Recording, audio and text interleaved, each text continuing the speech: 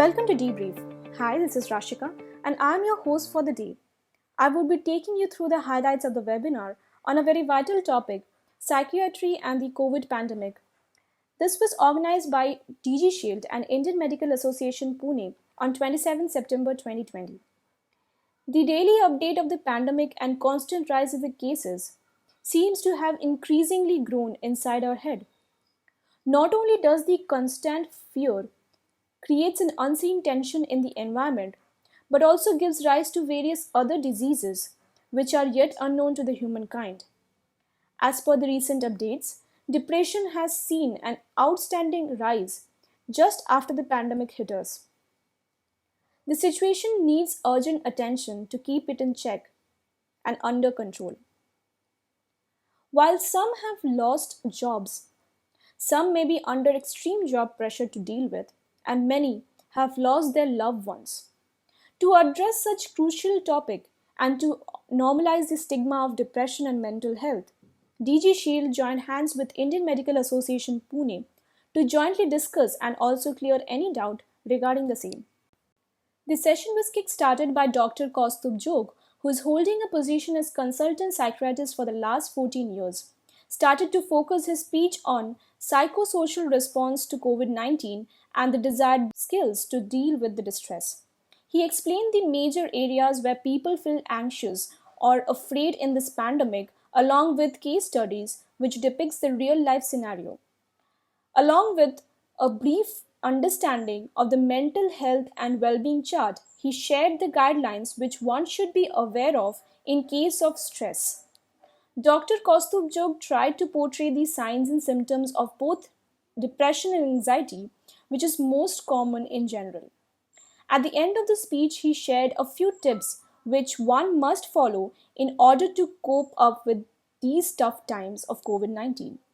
Let's see what they are. So what are the tips, specific tips when we say coping during the pandemic?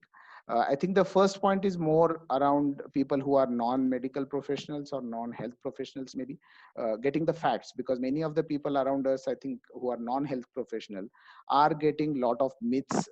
They are getting a lot of wrong information, thanks to media, maybe, or thanks to a WhatsApp, to be specific, that there is a lot of myths and misunderstandings about this pandemic has spread and still continue to spread, even if we are 6 to 7 months down the line. Unfortunately, it is still happening. So it's important to advise anyone to find a credible source who they can trust, maybe a public health agency, local or state public health, maybe a doctors in family, friends. I think that is very important, to find a credible source to get the information.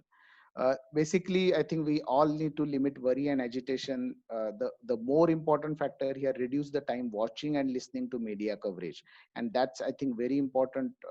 From day one, we are trying to advise even to our clients also, that don't listen to media, particularly the old people who are, for them, I think their lifestyle has become the media, particularly the print media, and the television has become the part of their life, and now the smartphone, WhatsApp or any other social media. I think the more and more they watch the news around COVID-19, I have seen multiple people going through anxieties and fear and losing their sleep over after watching the news and watching the media. And as I already said, this is the same point, that please remember, each one of us has used the coping skills earlier.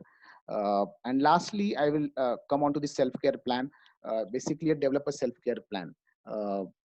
So that's, I think, I'll talk about the self-care specifically. And when I say self-care plan, individualistic self-care plan you can make and you can start indulging into.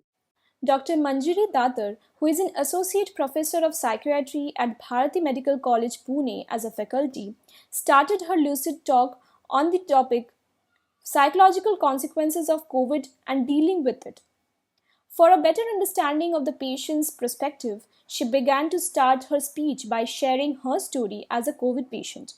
She began to address the problem one by one, starting from the symptoms to the tips that the mental health care should consider. She divided the mental health into two categories, that is, in case of positive and in case of negative, followed by certain tasks that the patient should perform to stay calm and positive. She shared certain tips as to how the caregivers should take care of themselves. Let's educate ourselves through her tips. Now, very important thing is like caring for the caregivers. Like usually caregivers are themselves patients and have some mild symptoms, or they may be negative and having to be have the responsibility of taking care of all the other people in their family who are positive. So very important tip for them is that they should not physically overburden themselves. Yeah, so there are multiple tasks: the home chores, the medical management, and taking care of the other people in the family. So this has to be avoided. Like you have to set limits for yourself as caregiver, because being you yourself being fit is the most important requirement of your family. Yeah, so they should not physically overburden themselves. And again, the requirements can be divided, okay, between patients, caregivers, and the relatives. And so again, categorize them like what exactly you want: the medical management, then which instrumental support you are going to take, whom you are going to contact for logistics, for payments, for any other items, and whom you are going to voice your concerns. So I told that don't take advice or just don't talk, but emotional support is very important. Like voicing your concerns, someone comforting you and supporting you is very important. So identify your near and dear one whom you can talk. You can talk. It is very normal to cry. It is very normal to feel very bad and low. So just voice and take support from people. And people who are providing this emotional support should also keep in mind that they should listen to people, listen and empathize. That I perfectly understand like what situation you are going through, and just don't advise them altogether. So why don't you try this? So it confuses the person whom you are comforting. So they should just listen to what their concerns are, and then like maybe provide them the help which they require. Okay, so this is very important. Then, so caregiver should like divide these requirements and then identify resources. Okay, so you yourself don't have to like maybe there will be multiple people who will be trying to contact you, or the government authorities are maybe trying to contact you. So you have to take things one by one. Then organizing these commitments, it eases out your multitasking and it decreases the physical burden as well. Yeah, so that is very important. And most important thing is sometimes you have to actively seek help. Yeah, because you yourself are restricted to the house and you are not able to get out of that quarantine. So help, maybe it may be your society members, it may be your relatives, your friends. So if it is required, don't hesitate. You should not hesitate to take help, because maybe eventually you will require it the next day. So these are some of the my important tips for the caregiver.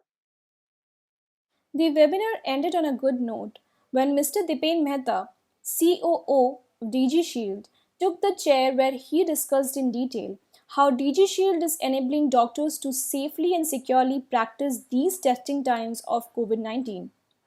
DG Shield can conduct a quick and effective COVID 19 career risk screening of every patient before visiting clinics. You can log on for more information about DG Shield on www.dgshield.me. To view the complete webinar, click on the debrief menu. For now, this is Rashika signing off till next time. Stay safe, stay strong.